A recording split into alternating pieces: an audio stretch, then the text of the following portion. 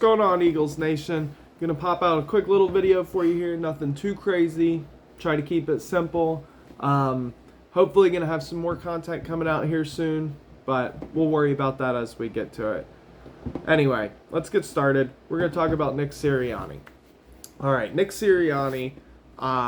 This year, what am I looking for from Nick Sirianni this year? I'm looking for more coaching adjustments. That was his big theme last year. He went from pass happy to run happy. He was able to make adjustments. He passed off play calling duties when he was struggling. All good things. All great things we like to see from our head coach. He's very aware of what Philly, the fan, and the player wants. You know, I feel like, you know, you ask, does a player have Philly in their blood? You know, and it sounds silly to outsiders. It sounds silly to people who don't understand what it means to play for Philly, what it means to root for Philly, a fan base that lives, breathes, and dies with their sports team. You know, all of them for that matter, 76ers, Flyers, Phillies, and Eagles. With that being said, I think he gets it. I think that's why Howie Roseman likes him. I think that's why Jeffrey Lurie likes him. I think they understand that he just gets what players and fans are looking for in the city. So with that being said, it's going to be very easy for him to focus on what he needs to focus on. And what that needs to be is adjustments moving forward. He needs to be adjusting to everything. He needs to understand that every week his game plan needs to change. Every week, he needs to try and do something new and something different while continuing to do what's brought him success in the past. I think that could be the best thing for Nick Sirianni right now, and I think that could be the best thing for the Philadelphia Eagles moving forward. If he can become the kind of coach like a Belichick that has a new game plan every week for a team. You know, he's been around a long time. I understand that comes with, you know, just knowing what most teams are about, what most teams and players are going to do. But being able to adjust every week will definitely increase your longevity in the NFL and in Philadelphia. Let's talk about Jonathan Gannon. Jonathan Gannon last year, I don't think he really got a fair run. I think talent was a big issue on this team, and people didn't want to admit it last year. Steven Nelson was not a good corner. He got beat a lot. He gave up touchdowns a lot. He was okay. He was okay because Phillies had garbage corners for so long. Okay, Darius Slay is our shining sun, our shining star, and he's this beautiful thing that Philly will never allow to slip away from them because our corners have been so bad for so long.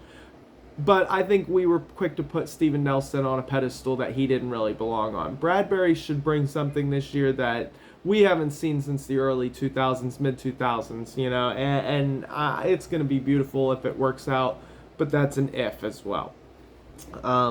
We also gave Alex Singleton a ton of playing time last year. I don't think any of that bodes well for Jonathan Gannon last year. Now, I will say there were times where it seemed like he was stubborn. He could have blitzed. He could have done more. He could have switched up his packages. He didn't know what a dime package was, and I really still to this day hope that was a joke, but, you know, who knows? Maybe he had no idea, but let's hope it was a joke.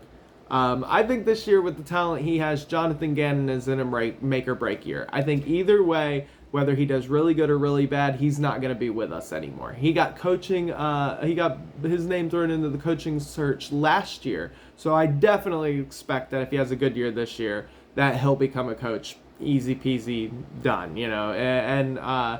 So I think either way, whether he's really good or really bad, he's gone this year. But it is going to be interesting to see how he handles his job this year because our defense, you know, looks like a real defense this year, you know, on paper at least.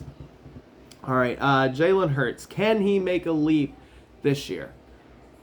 I think that he has everything around him that a good to great quarterback needs to win in this league. I think if Jimmy Garoppolo was our quarterback, if Matt Stafford was our quarterback, and I'm not saying those are the same players, but any player in between those two is our quarterback with this offense, they're going to have a successful season. They're going to be at very least in the talks for offensive player of the year or something like that. You know, maybe not MVP, but they're definitely going to be in talks for at least an award with the top 3 O-line, and we're not 3. top 5 wide receiver corps, and it's not 5, top 3 tight end in Dallas Goedert, and a defense that on paper is going to hold people to 17, let's say, hopefully, or less every game. 3 scores and you win the game, basically, on offense. And, you can't ask for much better than that. So, if Jalen Hurts struggles this year, I would be very quick to move on to Minshew personally, or even Carson Strong at this point. I don't think we should waste more time than we need. Yeah, Jalen struggled a couple games and then, came back and did better, but at the same time, you know what kind of quarterback it takes to win in this league, and I think we all need to be very realistic that, any decent quarterback is going to win with this offense. So, as much faith as I have in Jalen Hurts, and as much as I want to see him succeed, no excuses. There are 0 excuses with this offense. I think if you put McNabb in this offense this year, McNabb goes out and has an MVP season. Just personally. I think you take prime McNabb and you put him with this offense, and he's going to go out and he's going to have an MVP season. Defense and special teams. I think defense and special teams is going to play a big role this year, depending on how Jalen plays. If Jalen does not play up to standard and they're not willing to bench him, I think defense and special teams could carry us a decent way this year. We do need a punt returner, though. I don't know who's catching kicks and punts for this team right now. It doesn't seem like anybody cares. I think that matters more than most, and I'm very curious to see who is going to handle that duty this year. I won't get into defense again because I already kind of did with Jonathan Gannon, but defense and special teams could play a big role this year. All right, now predictions. Last year we were 9-8 in the regular season, 0-1 in the playoffs. Jalen Hurts had 3,100 yards, 16 touchdowns, 9 picks for 87 quarterback ranking. I'm just gonna come out and say it. If we win less than 11 games with all the hype around this team, then it's a disappointment. It's a big disappointment. If Jalen Hurts has a good year and we win less than 10 games, 11 games, that's a bad year.